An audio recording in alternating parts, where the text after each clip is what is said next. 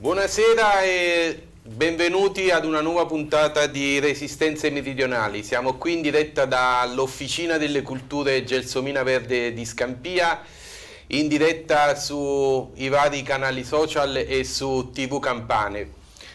Anche stasera parliamo di mezzogiorno, parliamo di riscatto, parliamo del Sud che alza la testa, di quel Sud che ha smesso negli ultimi anni di camminare a testa bassa. Lo facciamo in compagnia di alcune realtà di questo territorio, alcune realtà che animano l'Officina delle Culture Gelsomina Verde. Lo facciamo stasera parlando di riscatto rosa, lo facciamo con la SD Le Ali di Scampia. Ci sono qui insomma insieme a noi un po' di quelle persone, di quelle donne che animano l'Officina delle Culture, che animano l'associazione Le Ali di Scampia, e ne parliamo con Cira Celotto, che è la coach presidente dell'associazione Le Ali di Scampia. Ciao Cira. Ciao Ciro, buonasera a tutti. Siamo una delle associazioni che fa parte dell'Officina delle Culture. Siamo un'associazione che si occupa apertamente sul campo femminile, siamo una realtà sportiva, abbiamo uno sportello antiviolenza contro appunto la violenza sulle donne, viviamo l'officina dalle 8 del mattino alle 21 della sera. Con noi ci sono delle mamme che frequentano non un corso, ma 4-5 corsi al giorno, perché qui si sta bene, che dire? Negli anni ci hanno raccontato, no, che le donne di questo quartiere sono donne rinchiuse in casa, sono donne molte volte represse e depresse in casa. E la raccontiamo sta cosa, quando è nata l'Officina delle Culture, quando qui insomma era ancora tutto un cantiere.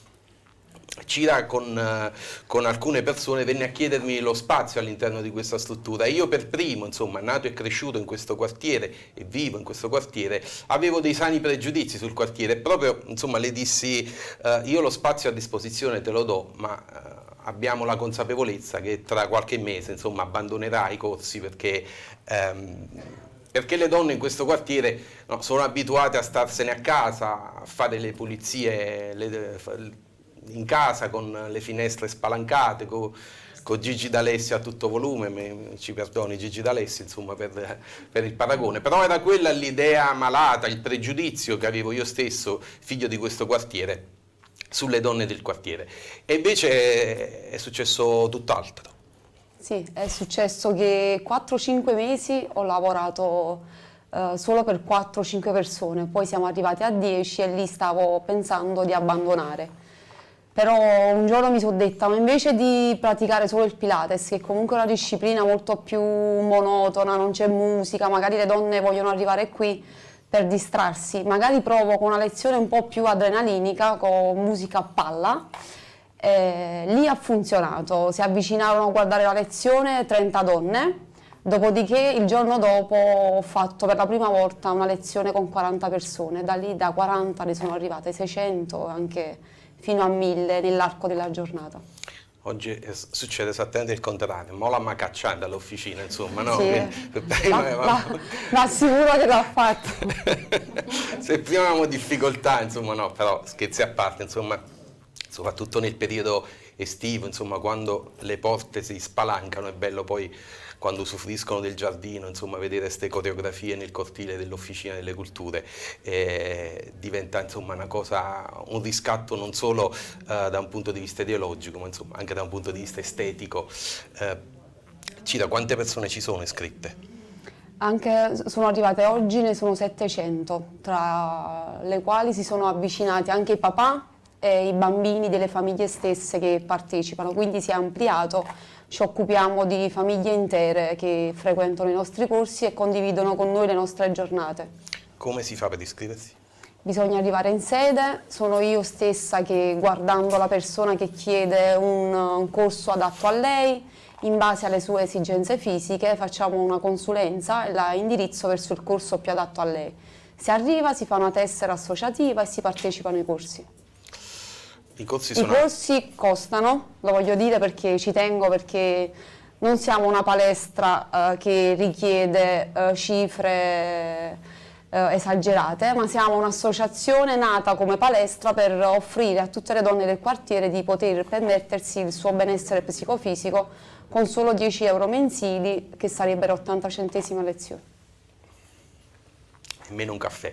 I maschi si possono iscrivere? Sì. I maschi sono iscritti, del corso se ne occupa mio marito che è un personal trainer, anche là è arrivato un gruppo veramente molto molto largo, sono 40 papà che si allenano ogni sera. Cita, la maggior parte sono di Scampia, ma tu non sei di Scampia? No, io sono di Portici, adottata da Scampia e forse sequestrata, non adottata, quindi no. Ho trovato l'oro a Scampia.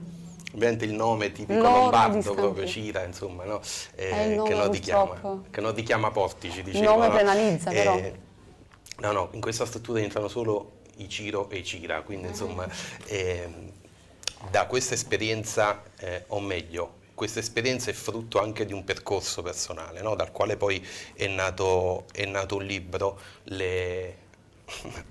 La donna con le ali. Ovviamente noi in tutto questo poi siamo molto originali, Le ali di Scampia, La donna con le ali, no? Che è una storia un po' di riscatto, soprattutto femminile, e ci parli del libro. Sì. Questo libro è nato dalla mia esperienza, ero un'ex obesa mi dà anche fastidio dirlo, però le persone che toccano il 00 con il peso si definiscono tali. Pesavo 98 kg, ho fatto una guerra interiore con me stessa, mi odiavo, non riuscivo a guardarmi dallo specchio. Vengo da una famiglia molto molto importante a livello di, come dire, di una società un po' più ridotta, quindi ho avuto anche lì dei traumi fisici. Da lì ho deciso di scrivere questo libro perché è nato il mio riscatto sia a livello fisico che a livello, come dire, una donna che si è realizzata. Quindi il titolo, La donna con le ali, sono simbolo della mia rinascita e della mia libertà. Sì, ricordiamo il libro è edito da Gianmarino Editori. Gino è stato ospite la settimana scorsa di Resistenze Meridionali e ha un progetto di riscatto il libro, non solo da un punto di vista, ovviamente il messaggio rappresenta un riscatto, ma la prima edizione del libro, che questa è la seconda di stampa, lo ricordiamo, è la di stampa. Il primo libro andava a finanziare i progetti all'interno dell'Officina delle Culture, perché nasce come progetto di Gianmarino Editori nella collana Resistenza. Oggi con la ristampa per fortuna il libro cammina da solo e quindi insomma abbiamo abbandonato il progetto di Resistenze, dell'edizione Resistenze, della collana Resistenze, però è un libro che nasce e continua a vivere in questa struttura. Cira, siamo per lasciarci. Per iscriversi ai corsi come bisogna fare e in quali giorni si fanno i corsi? Allora, la nostra segreteria è aperta H24 dalle 8 del mattino alle 22 di sera, oppure tramite WhatsApp, che è sempre presente il mio numero sia sulla pagina Instagram che sulla pagina Facebook, che è ASD Le Ali di Scampia. Per qualsiasi informazione ci sono numeri o contatti, oppure basta semplicemente venire da vicino. Anche con empatia dello scatto di un sorriso nascono nuovi rapporti. Non abbiamo l'elenco, ma possiamo elencare almeno qualche attività. Quali sono le attività? Pilates, aerobica, allenamento funzionale, fit combat, danze latine, danze caraibiche, sala come da personal, power bound, 12 spinning, 12 discipline fitness. Infatti siamo tutti, insomma, si vede allenati. Grazie Cira, grazie soprattutto perché quello che è nato in questo quartiere oggi diventa sempre di più, no, un'onda contagiosa, e partire da una sfiducia, ritrovarsi con poche donne, avere oggi un esercito significa insomma soprattutto una rivincita su chi non ci ha mai creduto, su chi ci ha creduto abbandonato, ma soprattutto significa una rivincita di questo quartiere che ancora oggi purtroppo è vittima di tanti pregiudizi, no? Sembra quasi che chi nasce qui debba morire in certe condizioni e non sia possibile il riscatto.